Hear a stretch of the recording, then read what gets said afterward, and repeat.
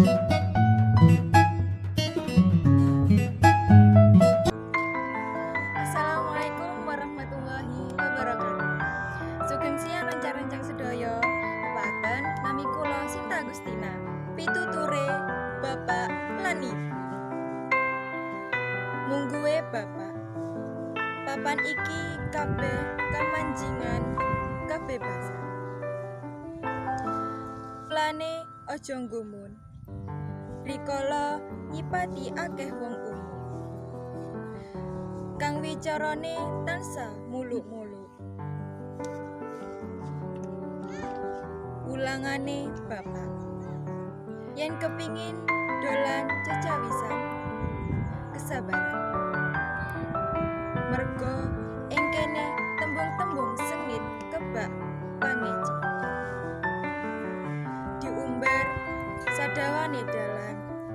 Sopo sing beda panemu bakal diasorake. Tanpa wedi ketaman panase sawan.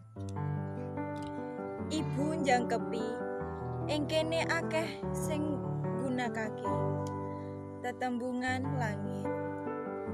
Tembung sing angel dimangerteni kawula alit. Ing kene basa rinengga tansah disupya-supya.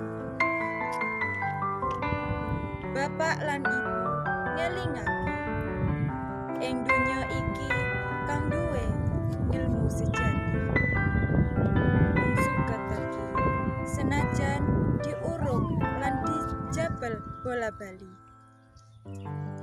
Dheweke tetep sagu tuwuh ngerembaka.